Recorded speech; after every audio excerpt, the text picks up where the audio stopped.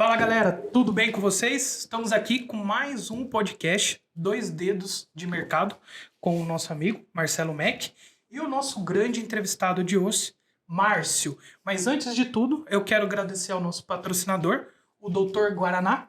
Ele tem um produto fabuloso dentro da sua gama de produtos, é o Energy Shot. Tudo aquilo que você precisa de forma natural, são produtos da Amazônia, você tem nesse simples potinho, te dá uma energia pro dia todo. Esse daqui é seu, Marcelo, pra você experimentar para você e sua família. Tudo aquilo que você precisa de energia tá aí. Muito obrigado. Obrigado, inclusive, não só pelo produto, mas queria agradecer, Toru, Marcelo, pela oportunidade de a gente estar aqui e fazer um bate-papo gostoso aí nos próximos minutos e horas, talvez, né? E para a audiência nossa aqui qualificada, a gente está gravando aqui esse podcast. Bom dia, boa tarde ou boa noite. Show. E como muitos de vocês já sabem, nosso podcast, além de ter bastante variedades, mas fala muito do mercado tradicional, do dia a dia do empreendedor no Brasil, tá? Márcio, você como um grande líder aí de imobiliária, que já teve uma carreira bem abrangente dentro do mercado, o que você vê hoje para uma imobiliária ter sucesso em vendas dentro do mundo digital, da nova forma que está aí? Olha, eu vejo... Primeiro que eu vejo assim um cenário de muitas oportunidades, desde que as lideranças tenham consciência de que para surfar nestas oportunidades nós temos que ter uma palavrinha mágica que chama preparo. Eu vejo muitas oportunidades, mas eu não vejo que o preparo está caminhando no mesmo nível. O que eu chamo de preparo? O preparo é a gente poder estruturar, não só imobiliário, estou dizendo qualquer tipo de modelo de negócio, qualquer tipo de empresa, portanto, é estruturar um negócio em que, de fato, a gente consiga colocar o cliente na centralidade do negócio, ou seja, a gente começar a pensar o que o cliente precisa para desenvolver, para ser bem-sucedido, e dentro desse contexto a gente estruturar a operação comercial mais adequada para atender isso. Lembrando que a gente vai bater um papo sobre vendas, eu acredito mas deixar aqui para a sua audiência qualificada e dizer que vendas é a capacidade da gente ajudar o cliente ou um potencial cliente a tomar as melhores decisões com viés de lucro e rentabilidade para as nossas empresas. Então, a partir daí que eu já dou essa introdução e para responder mais objetivamente a tua pergunta. Márcio, você chegou a trabalhar nessa parte de imobiliária e toda a parte de real estate, mas a sua carreira começou em outro lugar. Sim. E você se tornou um vendedor e você é um grande vendedor. Como começou? Como é essa sua história? Bem boa pergunta, né? Você sabe que, acho que eu sempre costumo falar que a gente já nasce vendendo, né? A partir do momento que você está lá na maternidade, você chora para sua mãe, etc., você já está vendendo, né? Você está fazendo uma venda ali, né? Está chamando a atenção.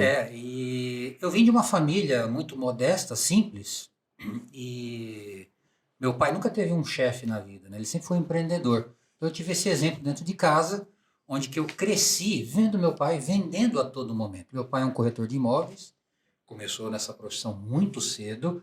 Meu pai é corretor desde 1962, apesar de que eu nasci um pouco depois, eu sou de 75, mas eu cresci vendo meu pai trabalhar como corretor de imóveis e vendendo o tempo todo. Meu pai é uma pessoa simples, sem escolaridade nenhuma, mas me ensinou os primeiros fundamentos aí de vendas, né?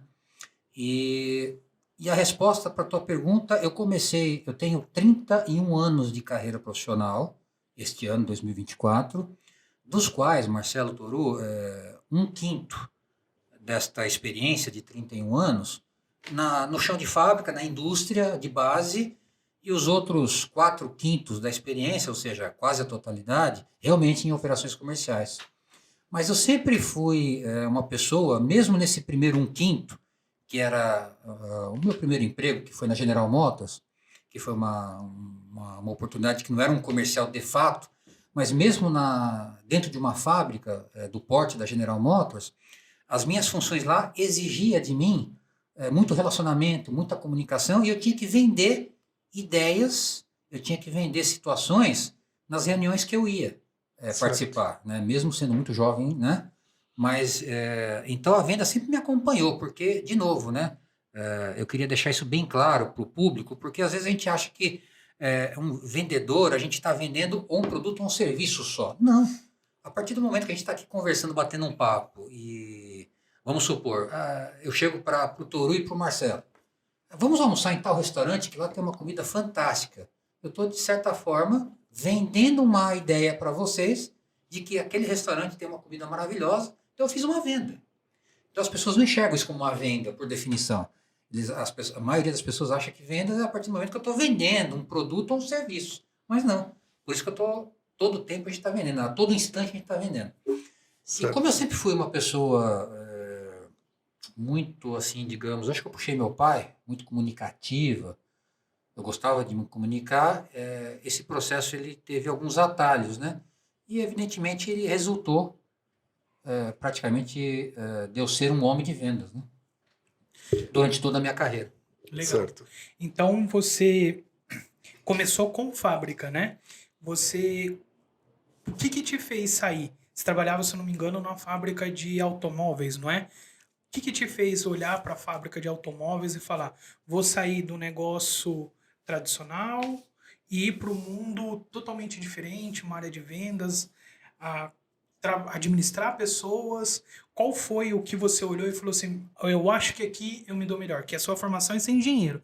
Engenheiro a gente sabe que é 01, centrado e olhando para frente. É binário, Como foi essa transição de você sair do mais exatas para você ir para um sistema de humanas aí, literalmente lidando com pessoas 24 horas?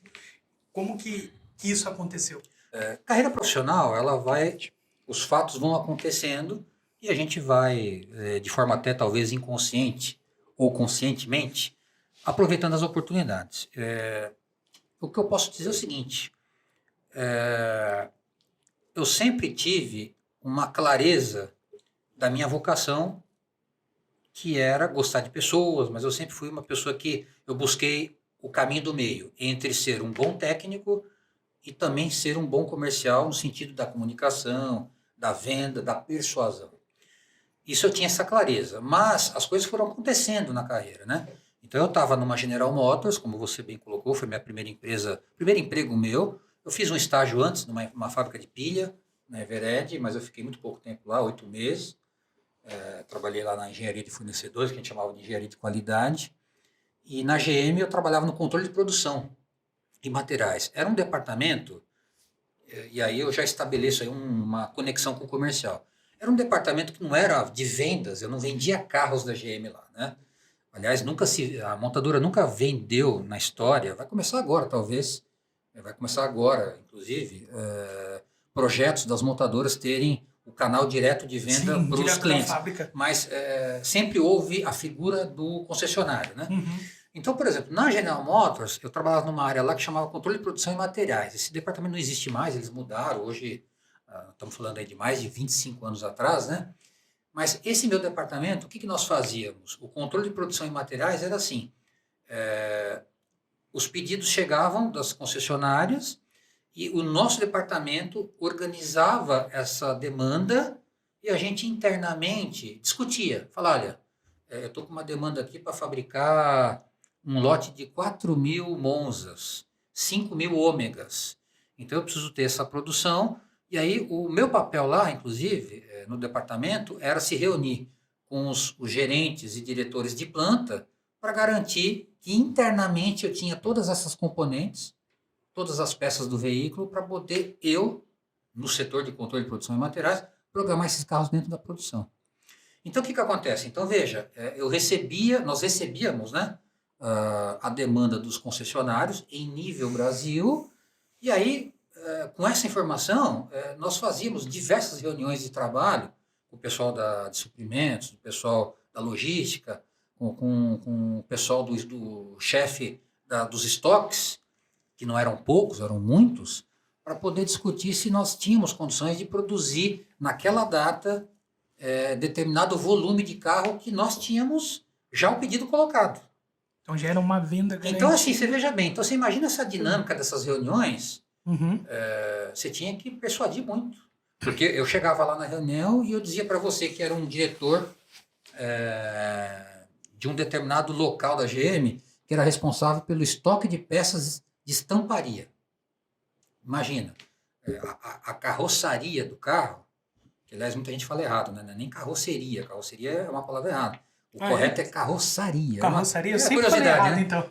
Não, todo mundo fala carroceria. Carroceria. É carroçaria. Carroçaria. Sabia dessa, Marcelo? Não, o Marcelo é outro nível, desculpa aí. Não, mas é uma curiosidade que muita gente fala errado, né? Uhum. É igual motor, né? Motor não tem cilindrada. Cilindrada você dá na cabeça de um e mata. Entendi. É deslocamento volumétrico, né? Mas é curiosidades do ramo, né? Mas é mortadela ou muita mortadela? engenharia. Mas é mortadela ou mortandela? Não. Matei as curiosidades. E aí o que acontece? Imagina, eu estou conversando lá com o responsável de uma planta dentro da GM, que era responsável era por ele que eu ficava sabendo o estoque de peças estampadas. E eu queria produzir 1000 Monzas. Eu falo Monza porque na minha época era o Monza, o Cadete, o Ômega, né? Eram os carros que a General Motors produzia na ocasião. Então eu chegava na reunião com uma demanda de faturados, já estava faturado. Já estava vendido. Vendido, inclusive. Então, aí minha conversa com você era o seguinte, olha, eu preciso produzir um lote de 1000 Monzas nos próximos 45 dias. Aí você, como responsável da planta, me dizia o seguinte, olha, nós estamos com uma restrição de peça, eu estou com um problema de funcionário, eu estou com um problema no recebimento de bobinas de aço, eu não estou conseguindo estampar, e aí começam as conversas. Então, assim, comercialmente falando, você pratica persuasão, clareza na comunicação. Então, foi aí que, na minha visão, até fazendo aqui uma reflexão rápida dessa tua pergunta, Toru, Marcelo, o modus operandi de comercial começou aí.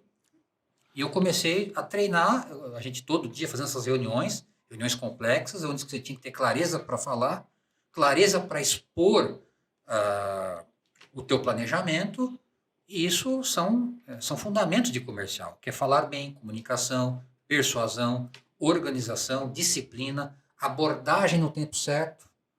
Então, assim, desde o início da carreira, apesar de não ter sido comercial de fato, mas a gente praticava os fundamentos, né? Então, aí você teve o exemplo em casa do seu pai. Pois é. E aí você, passando por essa fase na GM, você identificou que sales, que vendas era o que te interessava também, o que você gostava de fazer. E a partir daí você teve o next step, o próximo passo na sua carreira, foi partir para a área de imobiliária ou não? Como que foi esse caminho? Na verdade, achei interessante isso, né? Porque na verdade foi assim, Marcelo. Eu comecei a ter essa clareza, então eu tinha essa consciência. Só que as coisas vão acontecendo. Eu saí da GM não foi nem por uma opção em função dessa clareza. Eu saí da GM na ocasião por uma crise. Em 1998, nós tínhamos uma crise que foi a transição do primeiro mandato para o segundo mandato do Fernando Henrique. Não sei se você se recorda, Toru, Marcelo. Eu me recordo. Que foi uma crise que nós chamávamos... O Marcelo já estava no banco. E que na época nós chamávamos da crise dos tigres asiáticos. Sim, eu lembro muito bem dessa Que foi fase. basicamente uma crise do dólar. Nós não tínhamos um dólar flutuante. E a gente não tinha reservas na época. Exatamente. Então nós tivemos uma crise enorme nessa época que prejudicou muito as exportações da GM. Nós tínhamos um volume de exportação bem considerável. O que culminou, o que resultou, isso em 98, numa pequena demissão de massa na GM. E na época que teve essa demissão, eu estava no meio, até eu me lembro que meu supervisor chegou para mim e falou: Márcio, eu não queria te desligar, mas não vai ter jeito, a gente tem uma meta aí, e aí a gente, o meu supervisor foi muito claro na época, né? Falou: olha, Márcio, o que a gente recebeu de premissa é de manter os empregos do pessoal mais de idade, mais de tempo de casa, e aí vai. Como você é muito jovem, né? Pouco tempo de casa ainda, relativamente, né? E aí eu entrei nesse pacote. Só que foi um pacote que na época foi bom para mim, porque eu acabei pegando esse dinheiro e me financiando, né? No resto do curso de faculdade de engenharia mecânica, né? Você investiu? Investi, exatamente. Eu acabei me formando, peguei esse dinheiro comprei um carro para poder ir para a faculdade estudar, etc. E o restante da grana para me manter. O curso de engenharia é caro, né? Para você manter, né, é bastante caro, e foi isso. Então não foi uma decisão, foi uma necessidade. Quando eu saí da GM, isso foi em 99, eu me formei em 2001, né? E aí eu fiquei 2 anos fazendo estágios. Aí eu comecei na área comercial, porque, inclusive também, muitos me perguntam, mas aí foi com base nessa clareza? Sim. Aí eu já tinha uma convicção, uma vocação já identificada.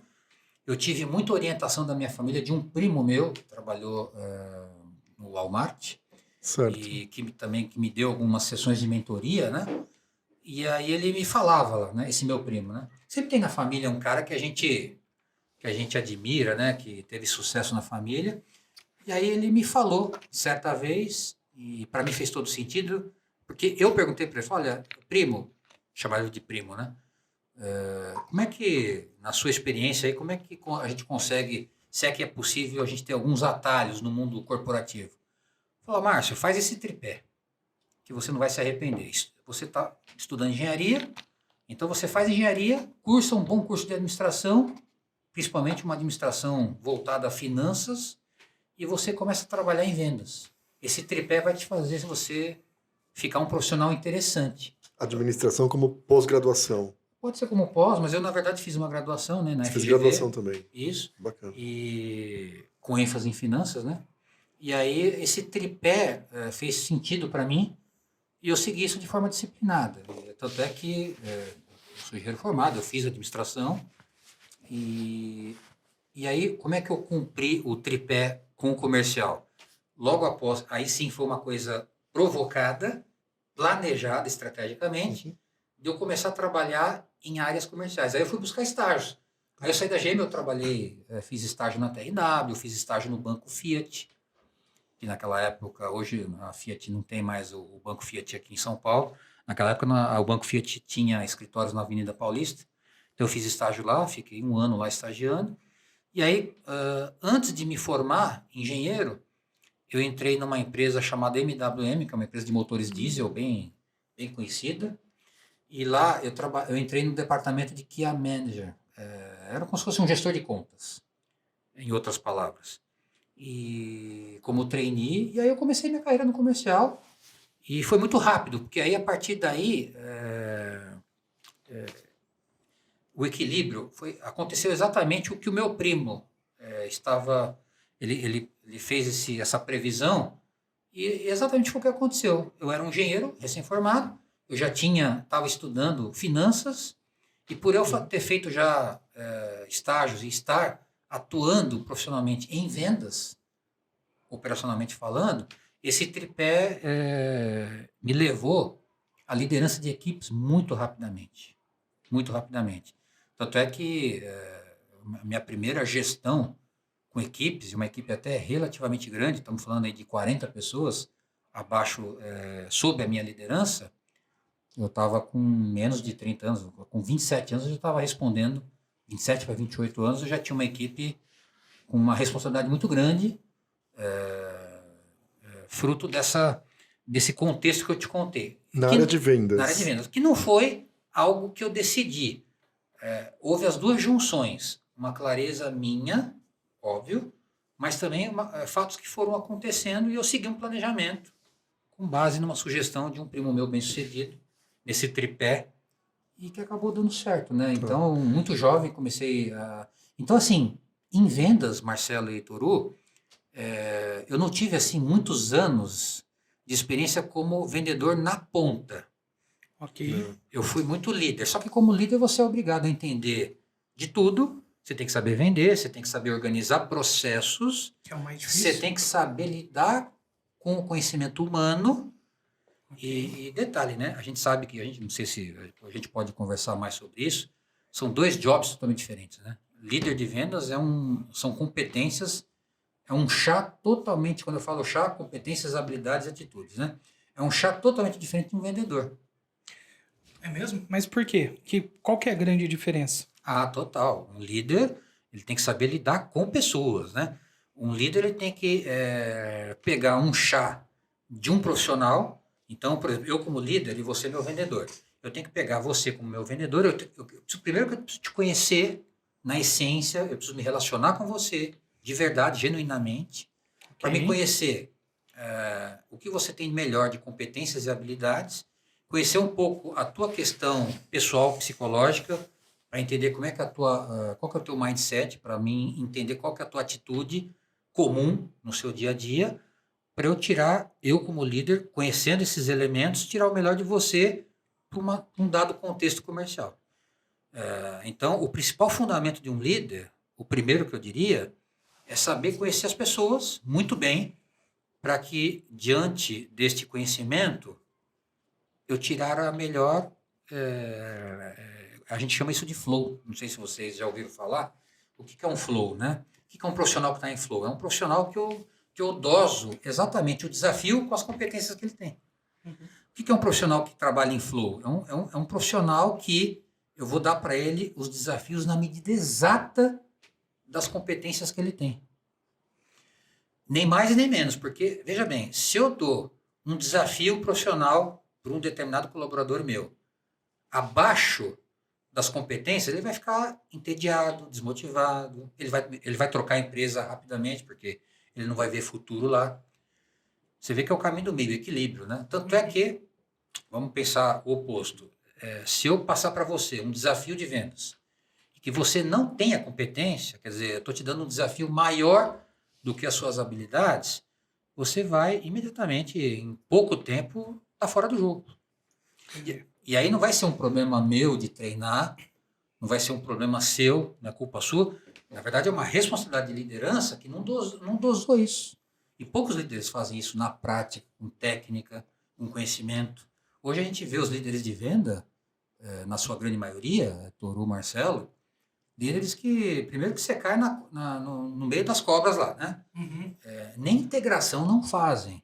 Então você já chegou na área de vendas, começa a se relacionar, geralmente um mais velho da equipe te ensina mais ou menos lá como é que é o sistema, como é que dá entrada nas vendas, preencher o CRM, etc., e já sai vendendo. E quando você fala... você disse que você teve a carreira de vendedor por pouco tempo na área de vendas e assumiu uma responsabilidade de gestão de uma equipe, tá certo? Mas esse processo, às vezes a gente vê, por exemplo, vendedor que se torna gestor e acaba não dando certo. Quer dizer, na minha experiência isso aconteceu, eu vi isso acontecer muitas vezes, tá certo? E você está falando então que para isso você se preparou, quer dizer, você quis de fato deixar a área de vendas e passar a ser gestor de pessoas. Isso. E como você se preparou para isso? Quando você vai entrar numa empresa, eu entrei lá como trainee. Então você passa por uma sabatina, por vários testes, né? Então eu já entrei, digamos assim, com essa chancela. Eles viram em mim um cara que era técnico, mas com potencial comercial incrível e que fazia todo sentido para eles me dar essa oportunidade para já entrar, cumprir esse trainee e já assumir um cargo de liderança, né? Mas, voltando um pouco naquela conversa nossa da GM, né, que você me perguntou. Isso. Quando eu saí da GM, eu já tinha convicção e um planejamento de que eu seria um excelente líder de operação comercial por causa desse caminho do meio aí. Deixa eu te perguntar uma grande curiosidade que você falou. Você falou que ser líder de vendas não tem nada a ver com ser um grande vendedor. Você acredita que um bom vendedor ele consegue se tornar um grande líder de vendas? E o principal, o que faz o cara ser um líder de vendas, mas não conseguir ser um vendedor? Por quê? O que acontece? Então, essa é uma excelente pergunta aqui que daria até uma palestra. Uhum. Um assunto para palestra, isso. Você não quer escrever um livro? É um assunto para palestra e é um assunto que daria um livro best-seller. Amém. Eu só preciso de uma pessoa, igual você, assim, com conhecimentos de marketing. Entendi. Para a gente poder unir. Isso aí dá um livro best-seller, tá? Uhum. É assim, vamos falar até um pouco tecnicamente, porque vendas é uma ciência, né? Sim. Lê do engano de quem pensa que vendas é uma profissão de que você falar bem, ter bastante lábia, acabou isso há muitos anos, né? Venda é uma ciência, né? Então vamos lá. É assim, um bom vendedor, ele pode ser um bom líder, ou seja, um bom vendedor, ele pode ser líder? Pode. vai depender do contexto de como ele se formou, como é que foi a carreira dele. A experiência mostra, pelo menos nos meus 31 anos aí de carreira, a experiência me mostrou que mais de 95% das promoções feitas de vendedores para líderes de operações comerciais, elas são mal sucedidas. Por quê? Por que nós temos um número brutal desse? Mais de 90%, vamos aqui arredondar, mais de 90% não dão certo.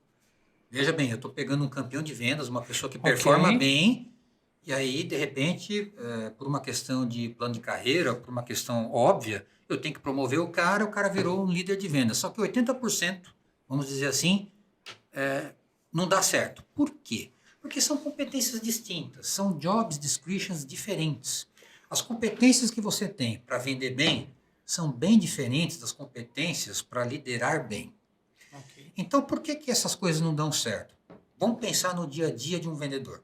Quais são as competências, assim, as principais que um vendedor precisa ter? O vendedor, ele precisa ter um apego muito grande a processos, tá certo? Isso o vendedor, né? Venda é processo, é uma venda que está fora de um contexto de processo, é uma venda que não vai rolar, ela pode até acontecer, mas é uma venda que você não tem controle nenhum, então você não pode desassociar o processo, então o vendedor ele tem que ter essa cultura de processo, ele tem que saber abordar bem, cada etapa do funil de vendas existe uma competência e objetivos distintos a se cumprir, então você tem todo um rol de competências e habilidades, saber dos gatilhos, contornar objeções, fazer abordagens, identificar, fazer investigações para saber em que momento da jornada o cliente está, para saber se o lead, para saber inclusive como eu vou abordar corretamente o lead, né? Uhum. O lead, só para nossa audiência aqui ficar...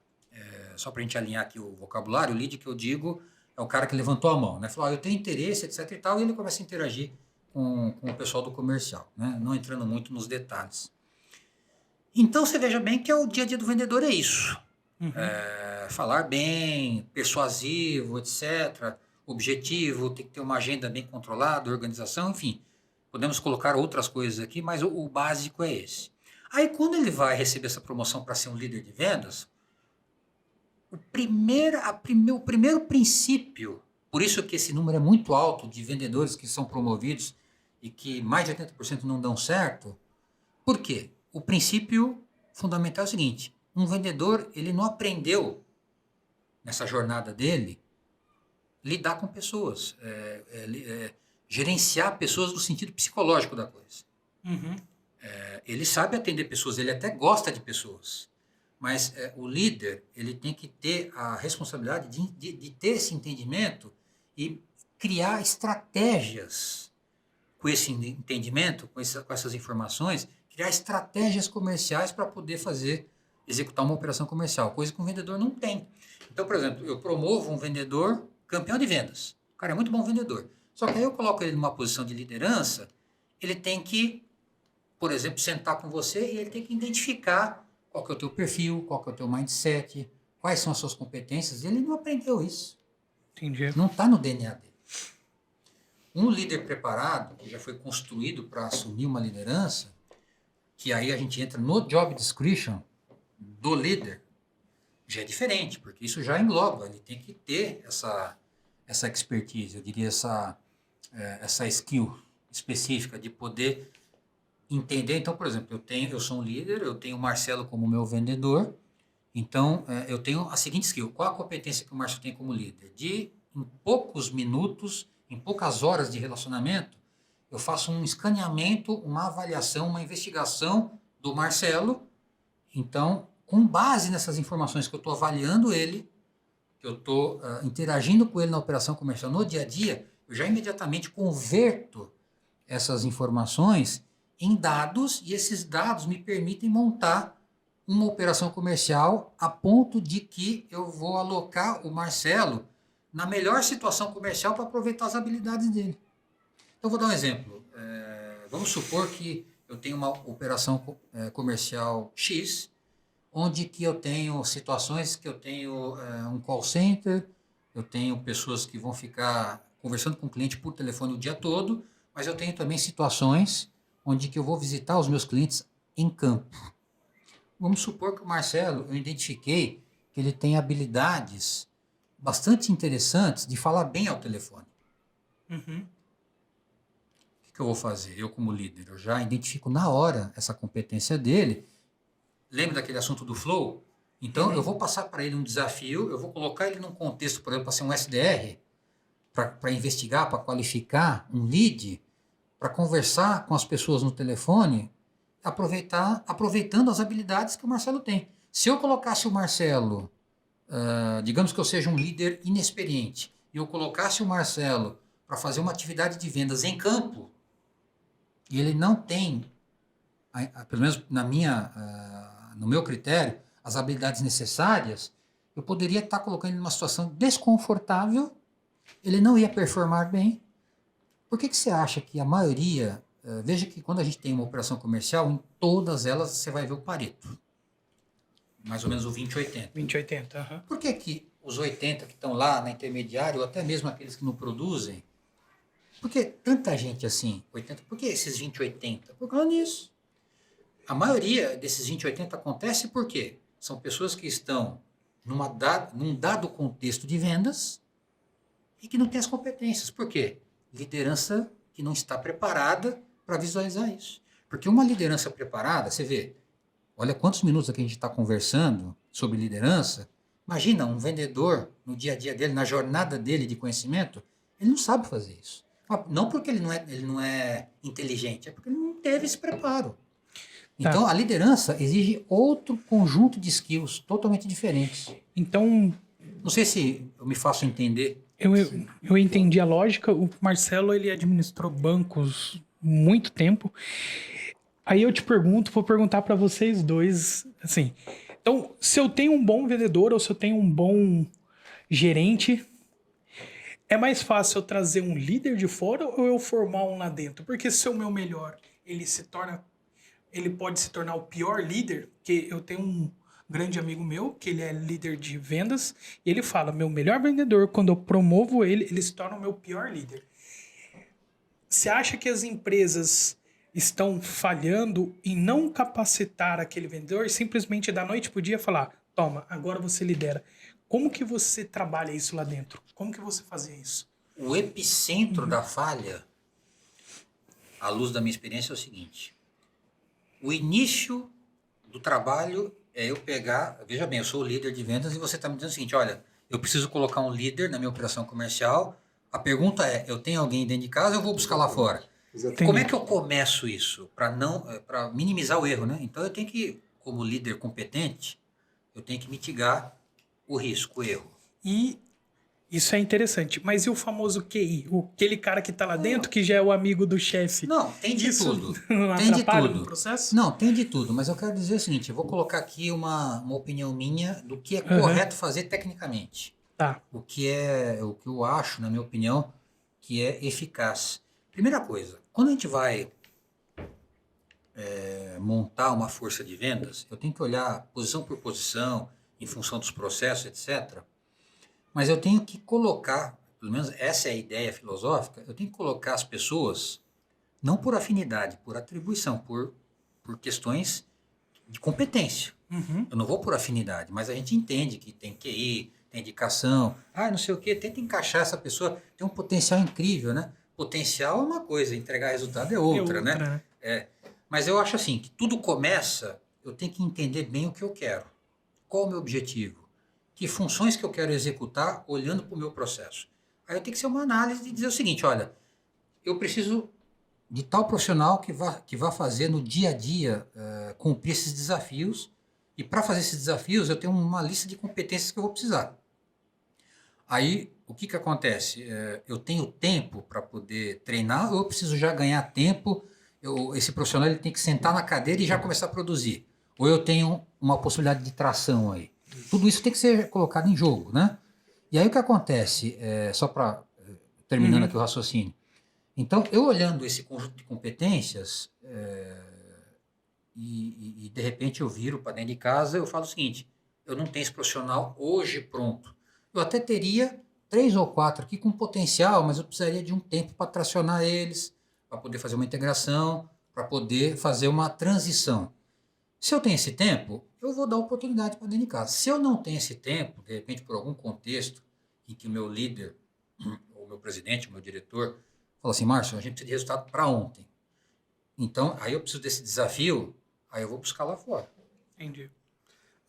Eu concordo com você. Na verdade, quando você fala as competências, os desafios, você tem o job description e você tem que identificar na sua equipe se você tem a pessoa para nomear para fazer isso. E se você não tem, você vai ter que buscar fora ou treinar se você tiver tempo. Mas tem uma situação que eu acho que é mais complicada do que essa, que é quando você tem um ótimo vendedor, você tem pessoas na sua equipe que são ótimas no que elas fazem, mas para elas serem promovidas do ponto de vista de aumento de salário e até de nível hierárquico, elas têm que se tornar chefe de um grupo de pessoas, entendeu? E essa situação, ela é ruim, porque às vezes o cara vai deixar de exercer a competência que ele tem, que é ser um ótimo vendedor, de cumprir meta, de entregar resultado, porque a única forma dele conseguir aumentar o salário dele é passar a liderar pessoas. Então isso pode ser uma falha também dentro de um sistema. Muitas organizações têm esse tipo de falha. Isso é interessante, eu nunca parei para pensar. Promover as pessoas porque elas são boas, porque elas querem ser promovidas. Ela quer um salário maior, em vez de às vezes remunerar um gerente, no seu caso, que você era um líder de banco, em vez de pegar aquele gerente que sabe trazer boas contas, que traz as pessoas que o banco quer, em vez de você dar uma bonificação no final do ano, você fala, vou promover ele vai ganhar lá sua bonificação um pouco maior, mas você acabou de perder o melhor cara que te captava cliente. Na verdade, eu não sei como que é a indústria, mas no banco, o que você tinha, o que era o interesse das pessoas, de forma geral, não importa se ele é vendedor ou se ele está em outra área, é sempre o título que ele tem. Entendi. Porque, primeiro, o título, se você é diretor, se você é gerente, se você é diretor executivo e tudo mais. Mas isso não só tem o seu status pessoal, mas também te abre portas perante os seus clientes e outros clientes. Então, às vezes, você, para promover para um diretor executivo, ele tinha que assumir uma equipe. Então você não podia promover o cara, ele ia ser diretor para o resto da vida, nunca ia ser diretor executivo.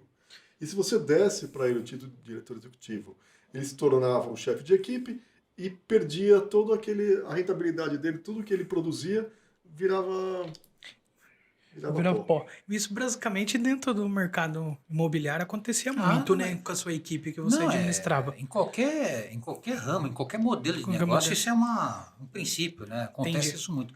Mas eu quero voltar no princípio de liderança, né? Qual é o princípio da liderança? Você sentar na cadeira, quais as primeiras providências você tem que tomar? Conhecer o ser humano que você tem. Tudo começa aí. Sim. Porque se você tem essa informação, eu te conheço bem, o ser humano que é o Toru, que é o meu profissional da área comercial, o Marcelo, eu tenho condições de, tendo esse conhecimento, aí eu começo a entrar no jogo. Eu tenho vários jogos para fazer aí. Eu tenho um jogo que o cara, que foi o que o Marcelo falou, né? Eu tenho um jogo aí que o cara, ele gosta de status do nome do cargo. Tem alguém que gosta de ser chamado de vendedor? No crachá? Não. O cara vai falar, não, executivo mega master de vendas. Mas é vendedor, você não vê. Então os caras têm um fetiche por nome de cargo, assim, né? O ser humano tem essa necessidade. Mas aí cabe também o líder ter a capacidade de persuasão, de convencimento, de influência, de chegar para você e dizer assim, Toru, mais importante do que o título do cargo é eu colocar você nessa função aqui, porque aqui você vai crescer, você vai prosperar, esse é o teu quadrado, aqui você vai produzir em alta performance. Então eu boto isso na tua cabeça e se eu tiver sucesso nisso como líder, eu consigo ter um profissional de alta performance, feliz, motivado, engajado, e você esquece dessa loucura de você querer ser o gerente sênior e liderar 30 pessoas e ter uma carreira volátil. Você ficar 15 meses numa carreira e não dá certo porque você não tem o perfil. Entendi. E como você trabalha dentro da sua equipe, escolher o cara que vai ser líder ou trazer o cara de fora. Mas o principal, como que você trabalha com a frustração do melhor vendedor? Porque às vezes o melhor vendedor acha que vai ser o líder amanhã. Aquilo também você pode acabar perdendo 2 profissionais numa cajadada só. Como que trabalha a frustração? É muito difícil, né? A gente não existe uma cartilha, né? Os desafios são colocados, cada equipe tem uma história, como cada indivíduo tem uma história. Então, assim, existe um framework básico. Quando eu falo framework, o processo, a metodologia, né? Existe um framework básico que você tem que seguir. Então, eu como líder profissional, a minha primeira atividade, nos primeiros 90, 120 dias, ou até um pouco antes, ou no menor tempo possível, é eu mapear, te escanear como ser humano. Eu preciso entender você, as suas habilidades, quem é você, o tipo de mindset, o que você quer, o que te motiva. Isso é individual, é indivíduo. Então, se eu tiver na estrutura de vendas alguém que esteja apresentando altíssimos resultados comerciais, bons resultados, não precisa ser altíssimos, mas vamos dizer assim, o profissional está apresentando bons resultados há um bom tempo e ele declaradamente ou abertamente, ele sempre me procurou dizendo o seguinte: Márcio, eu gostaria de ser líder e tal. Qual que é a minha postura? Como é que resolve isso? Você tem que ter a capacidade como líder de influenciar positivamente o teu liderado e dizer o seguinte: olha, legal, então vamos fazer o seguinte, eu preciso te preparar, preciso de um tempo, eu preciso te colocar você, vamos fazer um projeto aqui de transição para você realizar o teu sonho. E eu vou te ajudar. Então, é uma parceria, é uma venda que eu vou fazer para você. Vamos supor, Toru, você é um vendedor meu que já há um bom tempo entrega muitos resultados, bate meta, etc. Você está nos 20% lá no Pareto. E você já há um bom tempo fala: Márcio, cara, eu queria muito, eu gostaria de exercitar liderança. Eu gostaria de ter essa oportunidade, acho que eu mereço isso e eu quero isso. Eu falo: Toru, ótimo, legal, eu acho que você tem potencial, mas vamos fazer a coisa correta? Vamos fazer a coisa como deve ser feito? Com sustentabilidade, até para te proteger, eu quero ter o sucesso. Essa é a linguagem que um líder de verdade tem que ter perante o seu subordinado, né? E o líder e o subordinado percebe. O subordinado percebe esse interesse genuíno do líder para com o seu subordinado. Então, Toru, vamos fazer um planejamento? A transição correta que tem que se fazer para te atender é essa. Vamos seguir esse passo a passo? Vamos. Aí eu vou te preparar para ser líder. Aí eu vou te colocar instrumentos e aos poucos eu vou te dando desafios para que você teste as habilidades de liderança. Por exemplo, como é que eu poderia fazer isso? Toru, é o seguinte, você vai querer assumir um cargo de liderança, você vai precisar saber desenvolver processos. Então, nós estamos aí com um cliente, uma situação aí delicada de novos negócios, e eu preciso criar um processo específico para a gente poder aumentar as vendas em determinada linha de produto. Eu gostaria que você exercitasse e fizesse um esboço, como é que a gente poderia montar essa operação comercial para a gente poder ter um resultado numa linha de produtos que a empresa tem interesse em vender mais, ou atingir um mercado XPTO tal. Então, eu já vou começar a fazer alguns exercícios com você para você saber o que é ser um líder no dia a dia. Entendi. Então, você vai preparando a pessoa, mas só que eu vou preparando por uma questão que eu combinei com você. Eu negociei com você. Eu falei assim, eu vou te ajudar. Eu vou te pôr numa situação, só que você vai me ajudar também. Eu preciso cumprir essa transição. Você vai precisar saber montar processo. Você tem que montar processo. Aí eu, por exemplo... eu tenho alguns profissionais que nós vamos entrevistar. Eu vou começar a colocar você junto comigo para entrevistar vendedores. Porque um líder tem que saber escolher. Princípio básico. Peter Drucker já falava isso. Primeiro você coloca as pessoas certas dentro do ônibus e aí depois todo mundo dentro do ônibus a gente vai ver para onde a gente vai.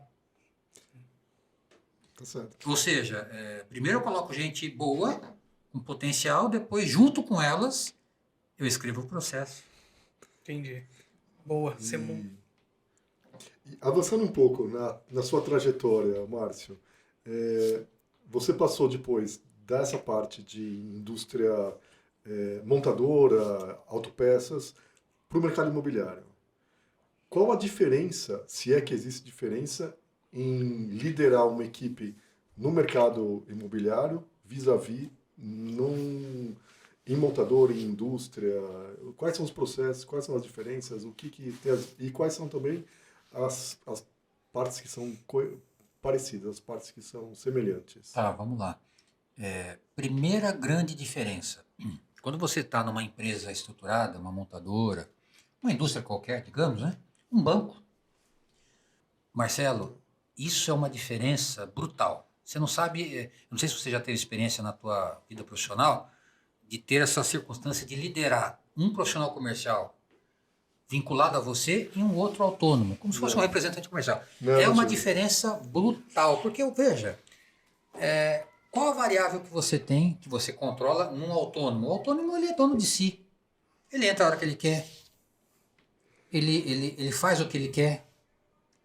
Então, aí você vai falar assim, então, qual a diferença básica? Eu queria que vocês imaginassem o grau de esforço que um líder de uma operação comercial precisa ter, de convencimento, de influência, quando você tem uma força de vendas vinculada a você, comparado com uma força de vendas de autônomos, onde que cada um faz o que bem entender da vida.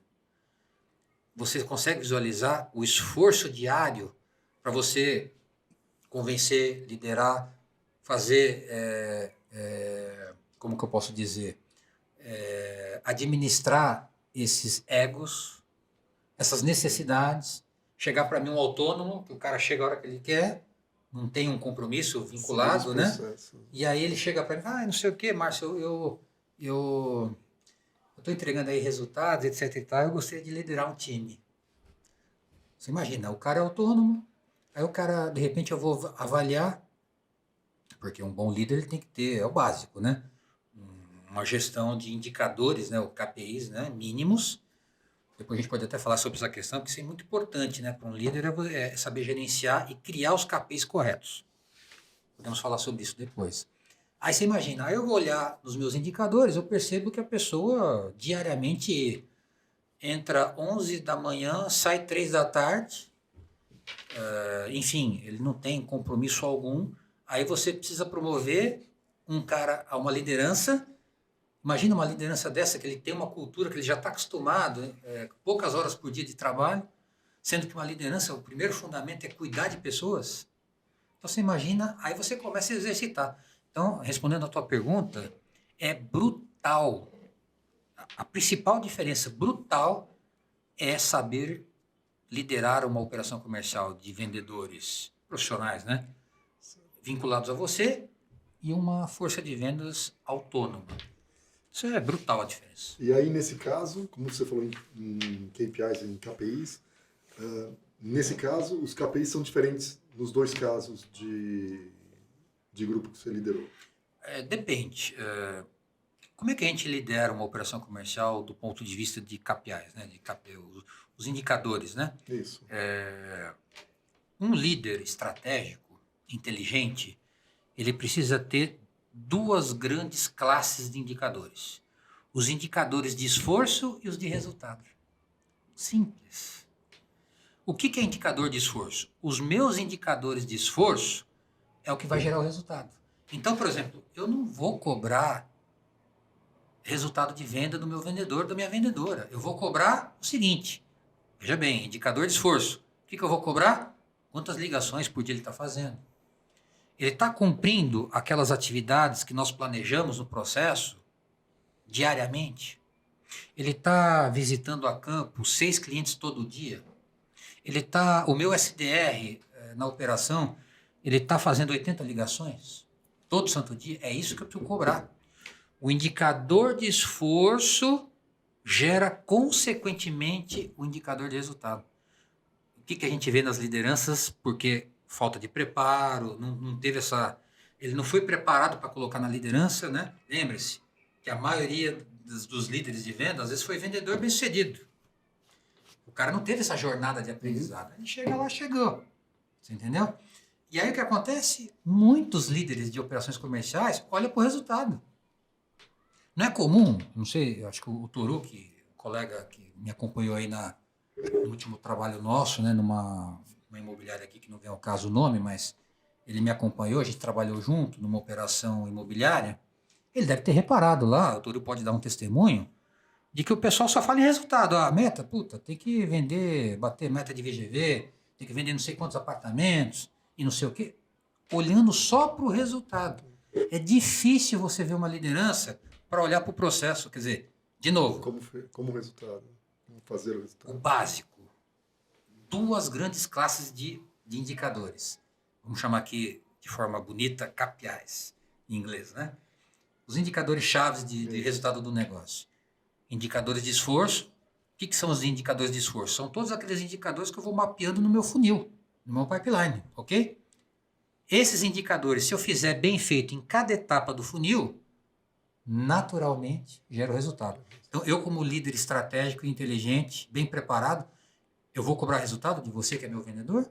Eu vou chegar para você e falar assim, olha, ô Marcelo, nós estamos aqui no banco, nós precisamos vender aí 30 apólices de seguro de vida.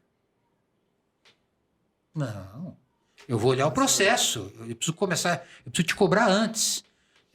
Quantos clientes você está atendendo no private?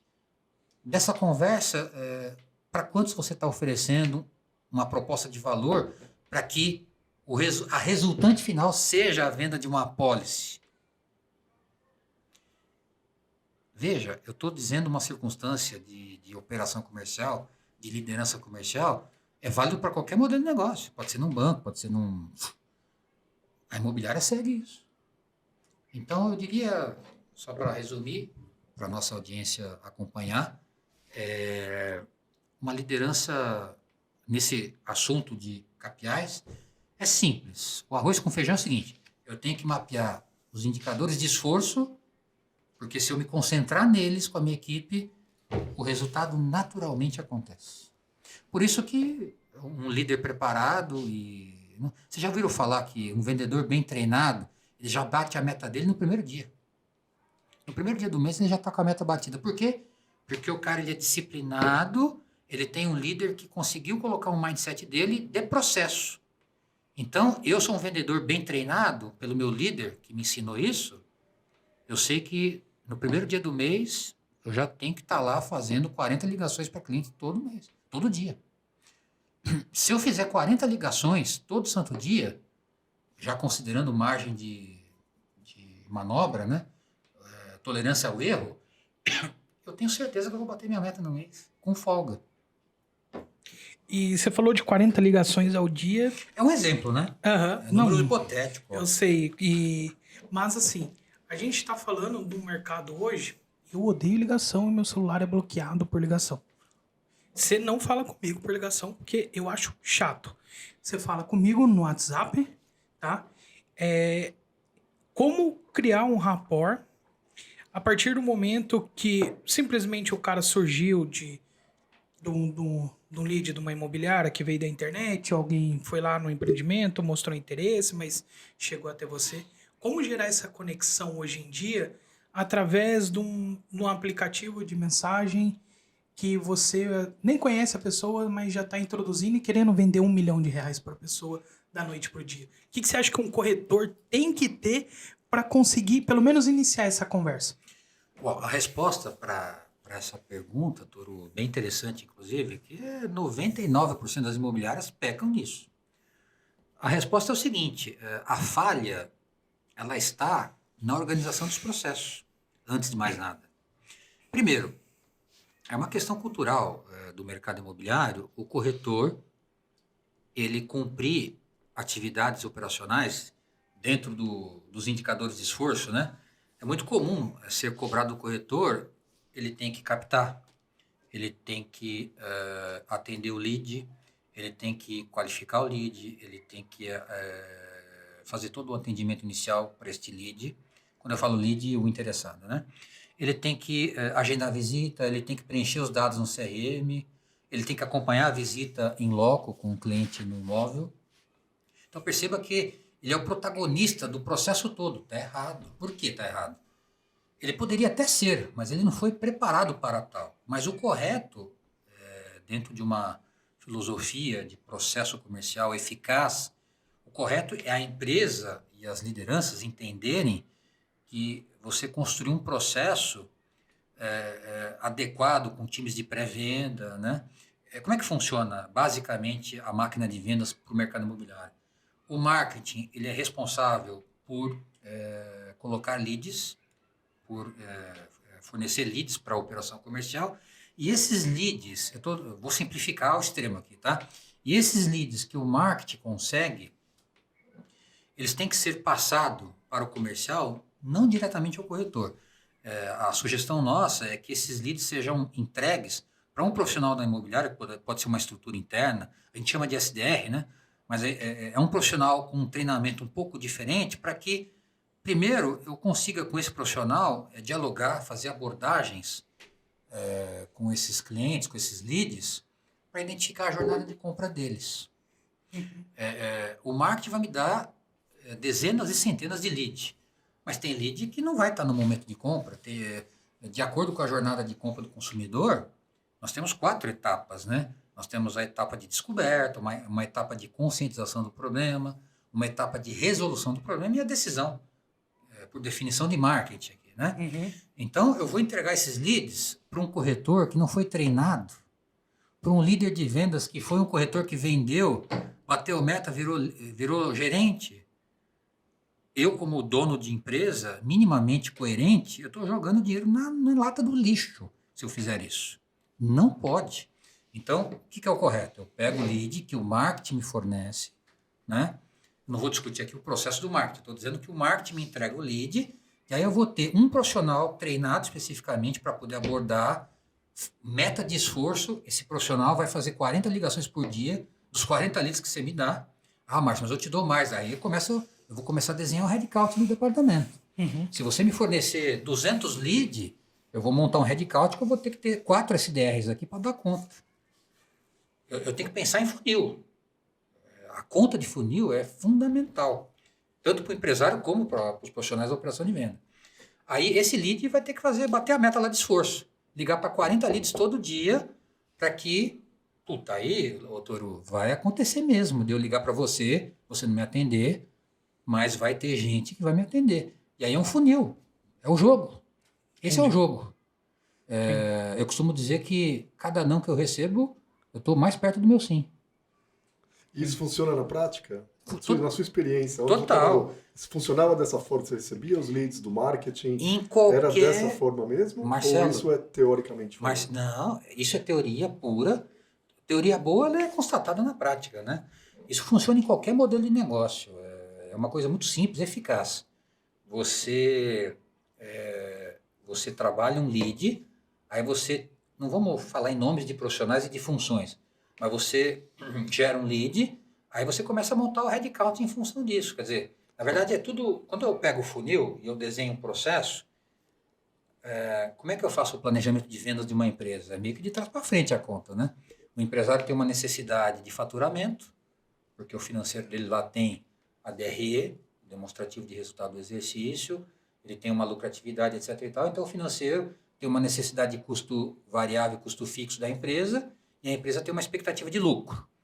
Aí eu volto de trás para frente, eu preciso faturar tanto, esse faturamento ele tem que me gerar tantas vendas, né? Que vai me permitir faturar o que eu preciso, e aí eu jogo funil reverso, que a gente chama isso.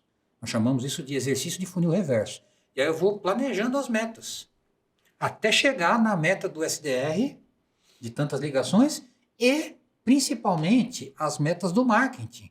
Olha, eu preciso de tantos leads para poder ter a probabilidade de todo mês eu colocar, 30 leads qualificados em momento de compra, para aí sim o corretor atender e fechar as 5 vendas que eu preciso todo mês, porque essas 5 vendas vai me dar um faturamento que vai atender a empresa, o dono.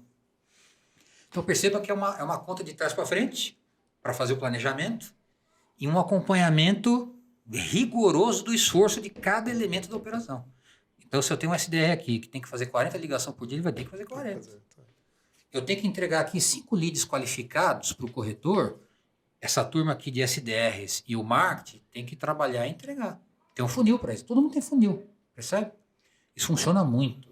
Essa conta de funil reverso, para você planejar o teu headcount, para você definir com sabedoria as tuas metas, é fundamental.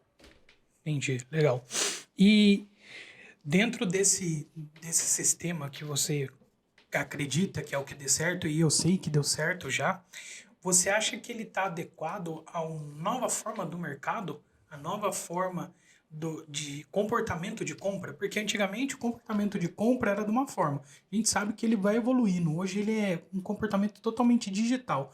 Você acredita que somente trabalhar ali o anúncio, chegar o lead para o cara, o corretor atender, você acha que isso é o necessário para ter uma boa venda? Ou qual o contexto que uma imobiliária ou uma construtora consegue gerar para trazer uma melhor qualidade quando o lead atender a corretora ser conhecida, a construtora ser conhecida? O que você acha? Qual que é o melhor organismo de venda completo? Porque uma coisa é você fazer uma campanha, eu faço campanha de marketing, para uma construtora que não tem nome. Aí você passa a fazer para uma construtora auxiliar. Só que se você não tem um bom corretor ali, nada de adianta. Qual que você acha que seria o time completo para extrair melhor a venda no final? Eu acho que é uma visão mais abrangente. Eu tenho que olhar mais de planta esse negócio. Ok. Né? Eu tenho que ter uma visão mais de gestor, inclusive. Né? Uhum. Tudo começa com trabalhos de brand. Sim. Não adianta, né? Eu discutir aqui um processo comercial e eu não ter uma empresa posicionada no mercado, minimamente dizendo, né? Então, veja bem que eu começo a fazer um trabalho de brand no mercado, eu estou partindo aqui de uma conversa, veja, eu sou só um gestor comercial. Uhum. Eu respondo pela operação comercial da empresa, talvez até em conjunto com o marketing, posso até responder o marketing e comercial juntos, mas perceba que se eu não tiver, por exemplo, uma estratégia de brand, de construção de marca, não adianta ter o melhor processo do mundo, quer dizer, eu não sou visto, eu não sou lembrado.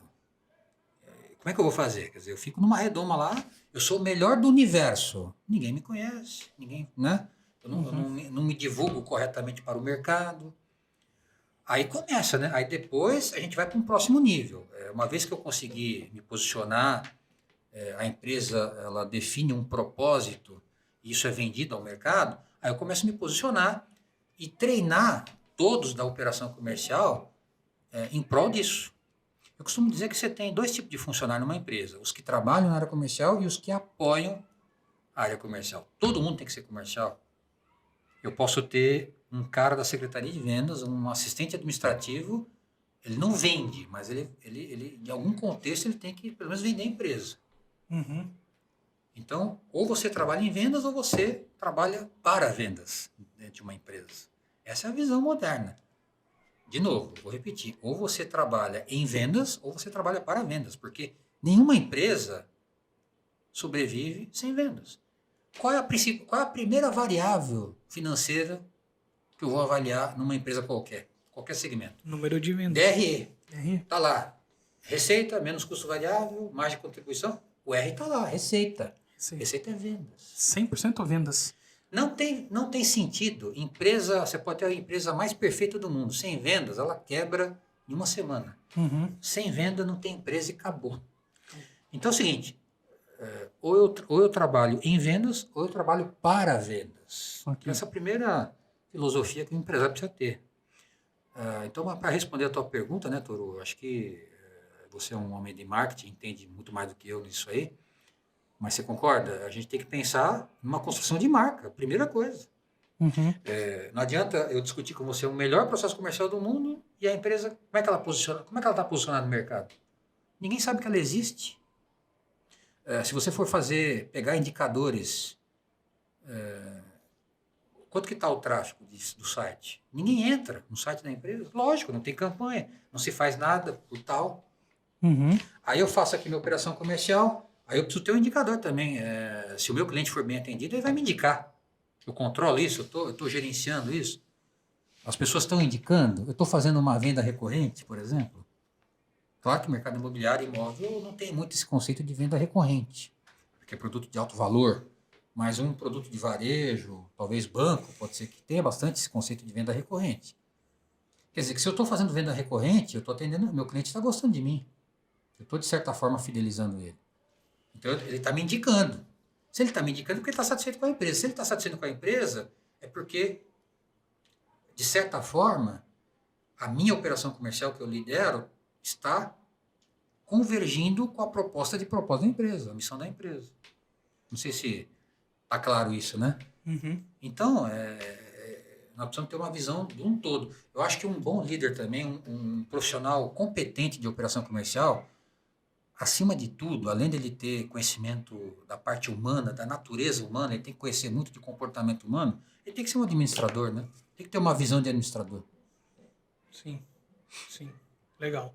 E a gente está aí partindo para os minutos finais. Me diz uma coisa, de tudo que você viveu aí dentro do mercado de vendas, qual é o seu conselho que você daria para quem está querendo iniciar nessa carreira? Primeira coisa, observar a tua vocação. Não queira ir para a área de vendas pensando no dinheiro. Okay. Que é muito comum. Eu vou trabalhar para vendas porque todo mundo fala que em vendas é uma área que eu posso ter uma chance de ganhar um dinheiro, um ponto fora da curva. Não. Olha para a tua vocação. Se você realmente gosta de fazer a diferença na vida das pessoas, gosta de ajudar as pessoas a realizar sonhos, gosta mesmo do ser humano, se sente bem, esse é um primeiro indício. É a primeira coisa que eu recomendaria, olhar para a vocação. Não tem nada demais você chegar dentro de um processo de imersão de autoconhecimento, você pode chegar à conclusão de que eu poderia dar uma parcela significativa de contribuição trabalhando no back-office, trabalhando numa área administrativa. Então, ir para vendas olhando para o resultado, para o dinheiro, não é um bom negócio. Ok. Esse é o primeiro conselho que eu dou. O segundo conselho, vendas é processo. Independente, Márcio, mas o meu líder, eu acho ele tão assim, não sei, não tem problema. Esquece o teu líder. Pense em você como um profissional que eu, Márcio, eu tenho vontade de ser um bom profissional comercial. Se atenha a processo. Eu tenho que trabalhar, eu tenho que ter um processo, eu tenho que estar... o meu trabalho que eu estou fazendo hoje aqui em vendas é fruto de um processo, de um funil, e eu estou fazendo alguma coisa aqui que está em algum lugar desse funil, em alguma etapa. Então eu não posso bypassar etapas, eu tenho que cumprir a etapa com o objetivo que ela dispõe. Então, por exemplo, se eu estou numa etapa inicial, eu estou investigando o meu lead para saber se ele está no momento de compra, eu não posso vender. Eu não posso querer sair vendendo. Eu tenho que gerar conexão. Eu tenho que escanear o cliente, eu tenho que gerar rapport, como você falou. A minha intenção não é vender. Então, primeiro eu tenho que ser interessante para depois ser interesseiro. Ok. Então, esse é o segundo conselho que eu dou. E para encerrar, Márcio, o que é a felicidade para você e o que te faz feliz? Felicidade, ele precede o sucesso. Não existe sucesso sem antes ter felicidade. Geralmente, eu acho que as pessoas pensam essa equação inversa. Eu acho que elas acham que eu só vou atingir a felicidade com o sucesso. Então, a primeira coisa que eu penso é que o sucesso ele é decorrente de ser feliz. Por isso que eu sempre eu promovo, defendo, né, melhor dizendo, o bom profissional ele ama o que faz, né? E não é jargão. Isso é um fato, cientificamente provado. Então, se você faz o que você gosta, é difícil você não ser competente naquilo, né? É muito difícil, né? É muito difícil. Então, você sendo feliz, fazendo o que você gosta. Porque, veja, olha para você ver como um puxa o outro. Eu sou feliz, eu faço o que eu gosto. Geralmente, se eu sou feliz e eu faço o que eu gosto, naturalmente, ninguém precisa me pedir, e não vai ser um martírio na minha vida, comprar livros para estudar, para ler, participar de congressos, porque eu adoro isso. Eu não vou forçado, eu vou de forma espontânea. Então, a felicidade ela precede o sucesso em qualquer circunstância da vida. Uma pessoa de sucesso, desses mais de 31 anos, né, de carreira profissional, conheci muita gente, né, muito empresário, me relacionei com muita gente, clientes. Eu, assim, fazendo aqui uma reflexão rápida, eu não conheço ninguém de sucesso, genuinamente, que construiu sucesso, não que herdou. Às vezes você pode ter alguém que esteja bem, o cara herdou uma posição de diretor porque o pai dele é o fundador, não sei se vocês me entendem, né?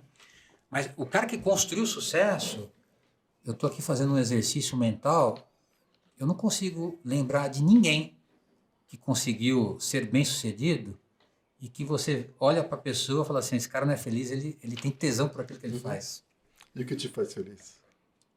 É exatamente fazer aquilo que eu mais amo. A essência da coisa, que é ajudar as pessoas a tomar a melhor decisão. Lembra que eu comecei aqui a definir vendas? Vendas é a capacidade que eu tenho de ajudar as pessoas a tomar as melhores decisões com lucro e rentabilidade para as empresas. Então, por que eu me considero feliz? Porque eu estou fazendo a minha essência. Eu tenho prazer em ajudar as pessoas a tomar a melhor decisão. Por que eu estou fazendo você tomar a melhor decisão? Porque você tem uma necessidade, você tem um motivo, você tem motivações, anseios, expectativas, e eu resolvi tua dor através de um produto, um serviço ou uma solução minha. Então você tomou uma decisão correta, que eu te ajudei a tomar essa melhor decisão para eliminar a tua dor, alinhado com as suas expectativas, as suas motivações, você ficou feliz, e ao mesmo tempo que eu fiz isso tudo, eu trouxe para a minha empresa lucro e rentabilidade, que é uma outra coisa importante para vendas. Não adianta sair vendendo e não ter lucro e rentabilidade. Perceba que tudo que nós conversamos são coisas conectadas. Eu desconecto um conceito, eu já começo a perder eficiência. Entendi. Show. Então, eu quero te agradecer aí. Esse é o nosso primeiro de muito bate-papos. Quero muito que você venha aqui. Você tem muito a agregar a qualquer empresa que procura ter um bom gestor de vendas, tá? Queria agradecer a todos vocês também. Agradecer a você, Marcelo. Aí, ao mais um podcast, 2 Dedos de Mercado. E até o próximo, galera. Até mais. Obrigado, Turu. Obrigado, Márcio. Eu que agradeço. Obrigado. E para a audiência que nos acompanha, bom dia, boa tarde e boa noite. Boa noite. É isso aí. Tchau, tchau.